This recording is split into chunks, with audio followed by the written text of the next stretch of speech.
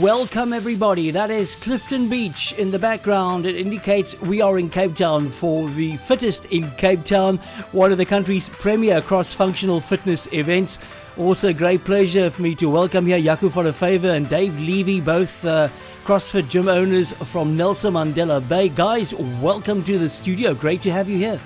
How's it, guys? Thanks for having me. Yeah, awesome. Good to be here. Thanks. Dave, starting off with you, just looking at the weather in Cape Town, you couldn't ask for any better. It's a premier event. It's in Cape Town. Perfect combination. Yes, definitely, for sure. One of the premier functional fitness events in our country. It's a beautiful part of South Africa to showcase such an awesome event. So as we're at Clifton Fourth Beach for the action starting on day one, Dave, awesome to see that many of the country's top athletes are here at this event, which really makes it stand out. There's the best of the best from the Africa region here. We've got guys like Ruan Divanaga and Jason Smith, who were really high up in the Africa region last year. Both of them went to the Super Regional in Madrid, Spain. Yeah, world-class athletes in their own right. This event, of course, not just about the individual competitors, but about the teams as well. And all of the top teams from around the country were here to compete for honours. Yeah, exactly. CrossFit PBM Unite, excellent team, have been to regionals on a number of occasions. Cape CrossFit Wolfpack, exactly the same. And RTF CrossFit Repeat also travelled internationally. So it's the start of the team events that sets the pace for the rest of the day here at Clifton Fourth Beach. As a team, Dave, how would you prepare for an event like this? Multiple events, multiple team members. What type of training would these guys be doing beforehand, before they even arrive at an event like this? Well, these guys are not necessarily training specifically for these events, so they've got to go and train for everything. They've got to make sure they're well prepared and well versed in all aspects of fitness. And not just specifically one thing, but they should be able to swim, run, jump. They should be able to lift light weights, heavy weights for different duration and periods of time. They should be able to do a number of gymnastics activities, walk on their hands, climb ropes, do pull-ups, muscle-ups. There's tons of things that they need to be able to do that will help prepare them to be prepared for events such as this. And of course, one thing to keep in mind in a team event like this, each team member will have a certain weakness, and sometimes in different areas. Yeah, everyone's got what they call chinks in their armor. With teams, luckily you can hide a little bit more. You can get someone else with the strength to possibly cover your weakness. However, more and more competitions nowadays are eliminating that, and they having all the individuals perform a certain activity or certain movement, so they can't hide as much within their group. The event drawing some of the country's top individual athletes in cross-functional fitness to Cape Town to compete for honours in the Fittest in Cape Town. When you look at the top finishers on day one, for example, does it give you a good indication as to who would be the ones to watch? They can be. Not necessarily, not always so, but they can be. Obviously, it's a long event with numerous events over the weekend. I can't remember exactly how much there were, but obviously you need the best average over all those events. So normally the top competitors will be coming through and will be close to the top, but maybe someone has a weakness with swimming or paddling on the bodyboard, and maybe they didn't fare so well there, and they might have come a little bit further back, but might actually win in the end. Ruan Divanaga definitely going to be someone to watch in this event. He stamps his authority on the beach event, and well done to him. Now the focus moves on to Camps Bay High School for the next stage. And Jaco, I wanted to ask you, the only reason you were not at this event taking part is because you're recovering from an injury. How do you recover and still stay fit? Obviously it involves a lot of physio and working the injury. So how do you do it? Definitely seeing physiotherapists, biokineticist, chiropractor, get your body moving again. Working on weaknesses while you're injured is probably one of the most important things to do. You've got to have a positive mindset. That already gets you that first step. And then really working on those weaknesses on the areas of your body that you actually can use. Probably one of the most important things. Would I be right in saying that the execution of these exercises and keeping the correct form when you execute an exercise is vitally important, because the wrong form could actually lead to an injury? That's 100% correct. You need to make sure that you're training the right movement patterns, using the right muscles for the exercise that you are performing and practicing. If you're using smaller muscle groups, you tend to overwork them really, really quickly, especially if you're doing extremely high volumes of training. So it's important to make sure that you're definitely using those right movement patterns. So as the top teams complete their first rounds, many of them, the top finishers, will be the ones to watch throughout the team competition. And one thing one has to keep in mind here, these are mixed teams. It's kind of guys and girls together in one team. Definitely, it's a mixed team. I think there was 3 and 3 guys, 3 girls. And you can definitely see from, obviously going into the competition, you'll have some favorites. Teams that have previously in other competitions done really well. And we could really see at this fitness comp that there was definitely clear favorites going in, and they definitely stepped it up on game day. Jaco, you personally involved in training quite a few athletes and a few teams as well. Is it important to know your fellow teammates' weaknesses in an event like this? I think definitely you got to know your team inside out, especially if you want to rise to the top. You got to know where they're good, where they're not so good, where they're fast, where they're not so fast, where they're strong, where they're not so strong. And that will definitely give you that edge if you really know where your team's weaknesses and strengths are. Now, in saying that, does it mean if you're stronger in a certain area and your teammates weaker, can you kind of compensate and do a bit of a harder work to balance the team out? Hopefully, if that's an option in the workout, nowadays they're really trying to test each athlete at every single part of fitness. But if there is an opportunity where you can do more of the work in a certain area, then that's definitely somewhere you're going to have to go. Well, you mentioned there that the athletes kind of get tested across all of the disciplines of fitness, and I think that was the idea that Chris Oman had. Chris Oman, of course, the guru in fitness, cross-functional fitness training in South Africa. He's the man that programmed these workouts, and when you look at these, the exercise sets the athletes are doing, it wasn't just a focus only on certain areas. Yeah, well, so at CrossFit Affiliates, we coach and train people to improve their GPP fitness. That's your general physical preparedness. So we want to improve their fitness across all domains of fitness. So they are cardiovascular endurance, stamina, strength, flexibility, speed, power, balance, coordination, accuracy, and agility. So we need to test all these components across a number of disciplines and events and make sure that we don't leave anything out. And that's precisely what Chris has done over the competition. He's gone from swimming and doing short events, sprint-like events, which was kind of like the final, through to more longer endurance events that lasted closer on 20 minutes. I think the time cap was 25 minutes on the endurance event this past weekend. Well, if you look at the intensity these athletes are working out at, how long would it take an athlete to be able to compete in an event like this, and to compete at this level? To get to this level, you need a big amount of strength, and you also need a high volume of endurance, and you need to be able to handle working at that capacity for a long amount of time. Strength, you need, I'd say, at least 5 to 10 years before you really get to that top strength level. Fitness is something you can build up over anywhere between 2, 3, 4 months, but to combine the two is where the magic happens, to get that strength and that fitness level back to each other where they're exactly the same place. Well, Dave, you compete at this level and internationally. So when you train for an event like this as an athlete, what does it involve? Because this is clearly more than just dumbbells and sit-ups. Well, these athletes will be doing multiple workouts per day, depending on the day and what you're trying to achieve. But we'll do anything from 3 to 6 workouts in the day. You might start with some triggering, releasing, mobility type work and stretching, going into some skill work for Olympic lifting, doing some Olympic lifting, and then ending with some strength work, maybe working on your squat or your press, and then get a bit of recovery in. And then later in the day we might do some skill work on gymnastics, whether it's rope climbs or handstand walking or any skill sort of work that needs specific focus with gymnastics. And then we'll hit some metcons, which is metabolic conditioning. So it could be like running, rowing, skipping, that sort of stuff, maybe pushing sleds, through to specific workouts that involve both gymnastics, weightlifting, and what we call monostructural metabolic conditioning. So you could run 400 meters, lift a heavy weight to your shoulders, which would be like a power clean 10 times on say 100 kilograms, and then do 5 bar muscle ups. And we might do that for 5 or 7 rounds, depending. That's just a short, quick, made-up workout, but that's something that we might do, and there'll be various forms of metcons that we might do, depending what we're trying to achieve. So once you've got a solid training foundation, obviously nutrition becomes absolutely critical. Just as far as nutrition is concerned, I would assume that what you get out is kind of what you put in. So it's good stuff in, good stuff out. Definitely. If you look at these athletes' bodies, they're just not putting anything in their mouths. They're really focusing on putting in high quality foods throughout the day. At a competition like this, you definitely look at eating foods that you eat every single day. You don't want to give your body something that they're not used to, that might have an adverse effect on their body and the performance.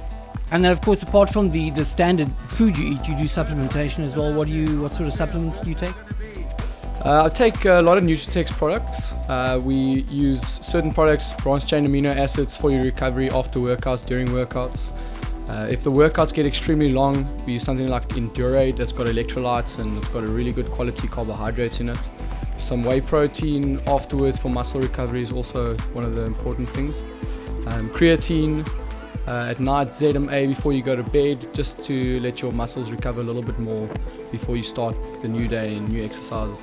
So as we get into the action on the final day, not quite sure which way the weather was going to go. It was raining, sun was shining, clouds around, rainbows were out, but at least it was nice and cool. The day getting off to a really good start. When competing in an event like this, can you just come in your techies and t-shirts and take part? You could, but obviously you want to be using great footwear and apparel. I'm personally sponsored by Reebok, so that's my choice. They have got great shoes, so the shoes are specifically made so you can both do weightlifting in them, you can do gymnastics type work in them, you can like box jumps, you can also run. But they're specifically designed so that they do not break up. If you wear a normal pair of shoes, you'll rip them to pieces in a few rope climbs. So you need specific rope climbing shoes. Reebok's just brought out their new Nano 7s, which is an awesome pair of shoes. I wore them for most of the event. And things like shorts. I mean, a lot of guys come into our facility, they use normal shorts and they split their pants. So, for example, the Reebok shorts have got specially designed areas where they stretch so that you don't split your pants or squatting. So we move on to the individual men's events, and Jaco, I just wanted to check with you. I mean, I know you are a competition at the moment, but when you compete, are you more of a team player or do you prefer the individual events? I think I'm definitely more of an individual competitor. There's just something special about going up against a mountain by yourself, having to give everything you got, and you know that you left everything out there on the field. If we look at the results of the ladies on the day, you can kind of see which way it was heading. I mean, Celeste McIntosh was leading the pack, Johanni Hugo very, very close behind. And there was a big battle going on between Vicky Polidoro and Francie Gerber. Eva Thornton from CrossFit Algoa still in there as well. When we look at the top men, I mean, it's a big field and there's some really big names in there. Same as with the ladies. I mean, Rian Doevenagel was really sort of leading the charge. And then Robbie Hoyer in there, Quentin van Zyl, Jason Smith in second place, and yourself, Dave, running in fifth. But, if you look at the field out there, I mean, it's a solid field, and you can't take anything away from these guys. One of the athletes that when I looked at that really impressed me is the CrossFit Kailami athlete, Nutritech athlete as well, Jason Smith. He must be one of the top athletes in the country at the moment. Yes, no, he's definitely been the top athlete over the last, I'd say, year to 2 years, with the best performances across the board. He actually competed a lot last year internationally, competing at like the Dubai Fitness Champs, the Greek Throwdown, Amsterdam Throwdown, and he won a few of those. So he did really, really well in the last year to 2 years, and he's definitely one of the men to watch out for. If one looks at the judging in this event, especially this event, Fittest at the Cape, judging exceptionally high standard. What exactly do the judges look for? How does it work? What do the judges score against? What do they fail you on? Give us a bit of background. Prior to each event, there is a briefing for the athletes as well as a briefing for the judges before that. And each athlete will then understand exactly what the judges are looking for, what's the movement standard for each movement. And the athletes are 100% aware that when they do the movement and it's not done correctly, that there will be no rep and they have to redo that specific movement. So if we're watching the ladies here with a dumbbell extension, that arm's got to be 100% straight. 100%. You need to start from the floor and you need to be completely locked out with your arms on top, knees extended, hips nice and open. And with a handstand push-up? Same thing there. If you go straight to the bottom, you've got to complete the full range of motion. Your head and your shoulders got to be nice and in line, feet together. I mean, I mentioned this before, but the judging at this event was of an exceptionally high standard. I mean, is that kind of what you're looking for? If you grind in the gym every single day and you come to a competition like this, you do not want to be no rep. So the higher the quality of the judges, the higher the quality of the athletes, the more successful the event's going to be, and the more it's going to make for a more happy athlete at the end of the day. So then explain to us briefly, how does the point scoring work? I mean, how would you score points in this exercise? So there's a couple of options. And the thing in this specific workout, you have to complete a certain amount of calories with a certain amount of snatches. And once you have completed that workout and all the required reps, you will then be placed on who went the fastest. Then the person who went the fastest in this workout will get the highest amount of points, which is 100 points. If you come second, you'll get slightly less points, and it goes down, down, down until the person that completed this workout in the slowest time. Dave, I want to ask you this because, I mean, at this part of the exercise or the competition, you're on day 2, the second part of day 2, the final still remaining. What's going through your mind? I could definitely feel it. I wasn't as sore as I thought I would be, but I have been doing a lot of volume recently, so obviously that reflected from my training, so I was feeling pretty good at this stage. In your opinion, on the weekend, the man to watch, Rian Divenhagen? Yeah, he's definitely had awesome performances over the whole weekend. Him and Jason had a ding-dong battle, with Quinton also pushing at the end, and a few of us behind that. But yeah, he was the man on the weekend. He definitely had an excellent performance. So the finals for the fittest in Cape Town about to start. Athletes getting a deep muscular massage before that gets going. We caught up with event director Tian Visser and asked him if he was happy with the turnout for this event. I mean, it's still a growing sport in South Africa, but an event like this just lifts the profile on South Africa and just makes, the Americans, where it's dominating, just notice that here in South Africa, the guys mean business as well, and there's a great community and a great following, big following for CrossFit International.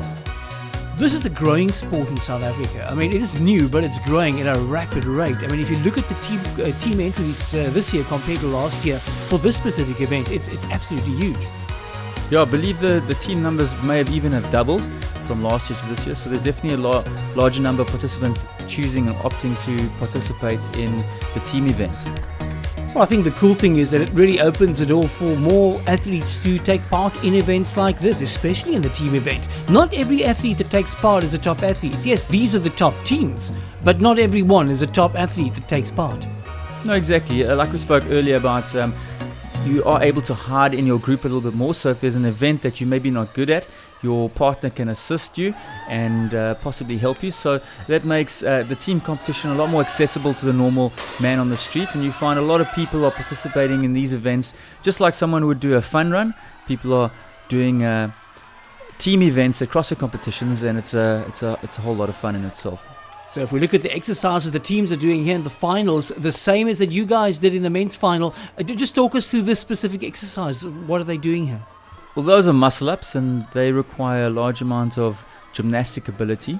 You need a certain amount of base strength and stability in the shoulders to be able just to do that. And then they've got a number of reps to do, so you've got to be able to carry that strength over a few reps and have the endurance to do so.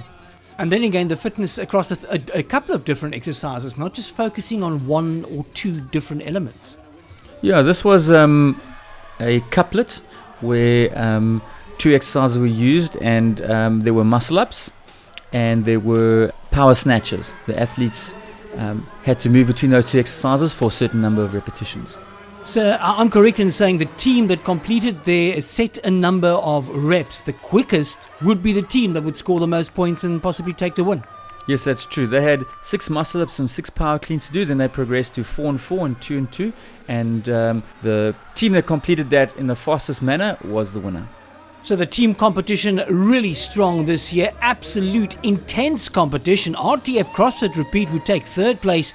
Cape CrossFit Wolfpack in 2nd. But the win will go to CrossFit PBM Unite. The final was super tough, especially after the few workouts we had today. It was definitely anyone's game coming into the final because of the lots of scoring opportunities. But just glad we were consistent all the way through the 6 workouts, and we're blessed. So into the ladies' final we go. Who is your money on? Yeah, there's a whole bunch of good athletes. Celeste, Johanni, Vicky. And then we have Eva Thornton, who's a Masters athlete who competed at the Reebok CrossFit Games in 2015, placing 4th there. As the ladies get going in their final, crowd really getting behind them. Dave, just talk us through some of these exercises that the girls are doing at the moment. Yes, for sure. Here's Eva doing a long burpee. So she has to clear the platform each time. If she touches it, then it'll be deemed a no rep. Dave, as a top athlete, you've competed at the CrossFit Games International a few times. You've been around the world. You've travelled to many of these events in South Africa. How does the Fittest in Cape Town compare to these events as an event at this level? No, definitely. This is one of the premium events in our country, if not the premium event. And it's got excellent organisation, excellent equipment, excellent judging, and excellent programming. And they test a wide range of skills and abilities, making it a really, really, really good event. Many of the athletes feel that way. Well, we knew the final battle for the honours would be between two of the top ladies in the country, Johanni Hugo and Celeste McIntosh. But in the end, there would be only one winner, and it would be Celeste McIntosh that would claim the honours of the Fittest in Cape Town for 2017. Yes, so I know what I needed to come and do. I kind of saved my energy from yesterday. I knew I had to go hard in the two first workouts, and I knew if I won those two that I could chill in the last one. So yeah, that was the plan, and yeah, it worked. As we go to the men's final, the big one for the day. Dave, at this stage, you were in 5th place, and Ruan Duvenage sort of at the front of the field. What are the chances of closing the gap on some of the other competitors, making up a place or two in this final round, knowing that the competition is so tough and there's nothing much between you? This was a 3-event final, so there's definitely the chance of making up some place, depending on how close they were. I can't exactly remember how close the next athlete was, but you always want to give it a full go and compete at your best. Just looking at this specific exercise, just talk us through it briefly. This is a thruster. It's a barbell movement, doing a sort of a squatting action into an overhead press. It's a really challenging movement. It challenges you metabolically. And this is actually a type of benchmark workout that is out there, known as Fran. And if you're an athlete involved in the sport, then you'll know all about it. I'm just looking at the pace of the workout you guys are doing here. I mean, this is really, really fast paced and extremely intense. Yeah, especially in these first 2 events were really, really fast-paced events. I think the guy who came last was 1 minute 43 seconds. So really, really quick, explosive type events where you couldn't hold back at all. And those who were the most efficient tended to come out on top. An event held over 3 days always sees intense competition. The top 3 competitors in this one, of course, would be between Quinton van Rooyen, Jason Smith and Ruan Duvenage. The crowd really getting behind the athletes. Great support for them on the day in this final. In the end, it will be a win for Ruan Duvenage, taking the win over Jason Smith by just on 50 points. A great performance. If you win the comp, mind changes immediately, and you just want to do it again on Monday. I probably won't on Monday, but I'm thinking about it already. I've worked hard in the off season. I gave it my all this weekend, and it showed for the last 3 months' work. So all that was left was for the athletes to pose for a quick photo at the end of this fantastic event. And as the sun sets over Camps Bay, let's have a quick recap on those final results. Great finish by everyone. Ruan Duvenage taking the men's event, while Celeste McIntosh dominated in the women's. That concludes all of the action from the 2017 Fittest in Cape Town. We hope to catch you in 2018.